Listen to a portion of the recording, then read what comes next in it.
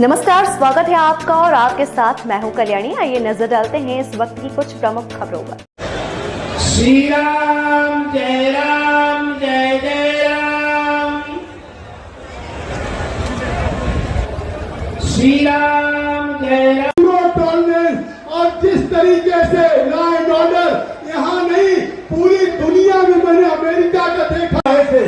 अखिलेश यादव उन्होंने सभा में कहा कि आज अगर भाजपा आएगी तो जान और संविधान को खतरा है। उन्होंने कहा जान और संविधान को। योगी आदित्यनाथ जी मुख्यमंत्री बने, आज बहुत स्वागत और अभिनंदन करते हैं।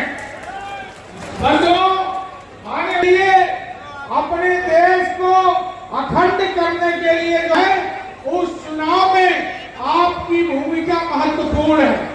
ये डुमरियागंज मुख्य अतिथि पूर्व योगी आदित्यनाथ जी महाराज बैतडी से उड़ चुके हैं। 5 से आज इस प्रचंड गर्मी में धूप में इतनी बड़ी संख्या में पंडाल के बाहर प्यार और लगाव के कारण इस प्रचंड गर्मी में और धूप में खड़े दिखाई दे रहे हैं। हम आए हुए मोदी योगी जिंदाबाद, जगदम्बिका पाल जिंदाबाद। आज के इस चुनावी सभा में क्या कहते हैं राम मंदिर बेकार बना। अरे बेकार तुम अपने आप को नहीं कहते हो। राम तो जगत नियंता है, परमपिता परमेश्वर है, वो आपकी सृष्टि के रचयिता है और राम के बगैर हमारा कोई काम नहीं। और जो राम का नहीं वो हमारी किसी। हमें स्पष्ट बोलना चाहिए, जो जनता की आवाज है देश के अंदर, कि जो राम को लाए हैं, जो राम को लाए हैं, हमको यही बोलना है और इसी मुद्दे को लेकर के आगे बढ़ना है। ये राम भक्तों पर गोली चलाते थे। याद करिए, जब ये सपा और कांग्रेस का गठबंधन होता है, कोई अनर्थ जरूर होता है। जब केंद्र में कांग्रेस की सरकार थी, प्रदेश में समाजवादी पार्टी की सरकार थी, तब अयोध्या में राम जन्मभूमि पर आतंकी हमला हुआ था। काशी में संकट मोचन मंदिर पर आतंकी हमला हुआ था। तब अयोध्या, लखनऊ और वाराणसी की कचहरियों पर हमला हुआ था। और अखिलेश यादव जब मुख्यमंत्री बने थे, उन्होंने सबसे पहला काम क्या किया था मालूम है? आतंकवादियों पर दायर मुकदमों को वापस लेने का शर्मनाक काम किया था। और तब न्यायालय ने इनको कहा था कि आतंकवादी छूटेंगे नहीं।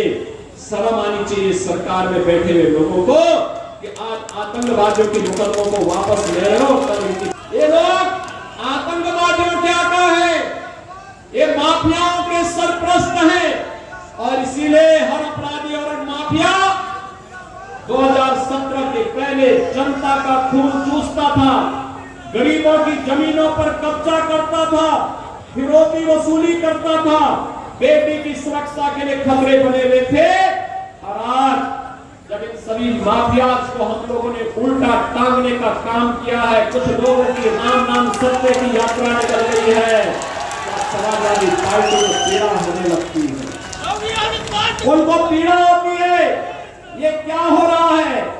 ये किसी गरीब के साथ इनकी संवेदना नहीं है, किसी दलित के साथ इनकी संवेदना नहीं है, इनकी संवेदना माफिया के प्रति है।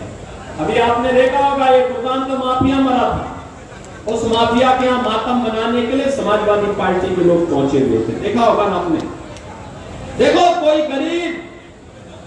गरीब के साथ कोई घटना घटित हो जाए, इनकी संवेदना उस गरीब के साथ नहीं होती है। और इसीलिए आपने आपसे कहने के लिए आया हूं कि बहनों भाइयों, हमें माफियाओं के सहयोगी, माफियाओं के सरपरस्त, अपराधियों के संरक्षण दाता, आतंकवादियों के आकाओं को फिर से देश की सत्ता में काबिज नहीं होने देना है, नहीं होने देना है। अगर आप कांग्रेस और समाजवादी पार्टी के मैनिफेस्टो को देखेंगे, एक खतरनाक साजिश है। एक अगर केवल कुछ ही पॉइंट उनको देखेंगे, उसमें वो कहते हैं कि अनुसूचित जाति, जनजाति और पिछड़ी जाति को मिलने वाले आरक्षण में से एक हिस्सा मुसलमान को दे देंगे। क्या आप अपना आरक्षण का अधिकार उनको देने देंगे क्या? अरे बाबा साहब भीमराव अंबेडकर ने कहा था हिंदुस्तान के अंदर धर्म के आधार पर आरक्षण नहीं हो सकता, लेकिन ये कांग्रेस और समाजवादी पार्टी के लोग संविधान विरोधी आचरण करना चाहते हैं। आज सोचो कोई इनसे पूछता है कि कैसे गरीबी हटाएंगे, कहते हैं झटके में हटा देंगे।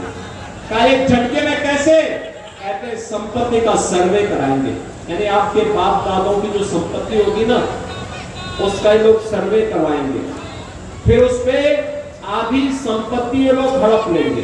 जमीन होगा, मकान होगा, कोई खलिहान की जमीन होगी आपकी, कोई जेवर होंगे, बैंक में पैसा होगा, आपके बाप दादों ने जो कमा के रखा हुआ है उसमें से आधा ये लोग ले लेंगे और फिर उसको ये लोग उन लोगों को देंगे जो पाकिस्तान, बांग्लादेश और अफगानिस्तान से मुसलमान या घुसपैठिए के रूप में आए, रोहिंग्या के रूप में आए, उनको ये देने का काम करेंगे। क्या इसको स्वीकार करेंगे? क्या इसको स्वीकार करेंगे? क्या उसको ये कहते हैं विरासत टैक्स। ये विरासत टैक्स क्या हिंदुस्तान में लगने देंगे क्या? बहनों भाइयों, ये विरासत टैक्स औरंगजेब का जजिया कर है। मुसलमानों में एक क्रूर बादशाह हुए थे, उसका नाम था औरंगजेब। औरंगजेब कोई सभ्य मुसलमान भी अपने पुत्र का नाम औरंगजेब नहीं रखता। ये जजिया करता, वो हिंदुओं पे लगता था कि या तो मुसलमान बनो या जजिया कर दो। और बहनों भाइयों, जो नहीं देता था उसको सिर कलम कर दिया जाता था। ये काम मुगल काल में होता था और आज हिंदुस्तान के अंदर कांग्रेस और समाजवादी गठबंधन विरासत टैक्स के नाम पर औरंगजेब का ये जजिया कर लगाना चाहता है। और जजिया कर इसलिए लगाना चाहता है जिससे भारत के अंदर आपको दबाया जा सके, आपकी भावनाओं को दबाया जा सके। किस रूप में लोग साजिश करते हैं?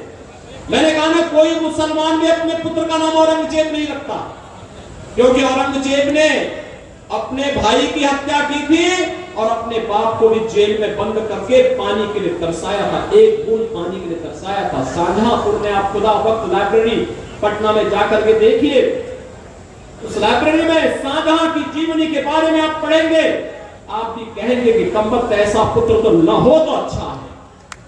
शाहजहां कहता इस बारे में, उसने कहा था इस बारे में, उसने कहा था कि इससे अच्छे तो ये हिंदू हैं, जीते जी अपने अपने बुजुर्गों का सम्मान करते हैं और मरने के बाद श्राद्ध और पितरों का तर्पण करके भी उनको जल देने का काम करते हैं। एक कमबख्त औरंगजेब है, इसने मुझे एक एक बूंद पानी के लिए तरसाया है।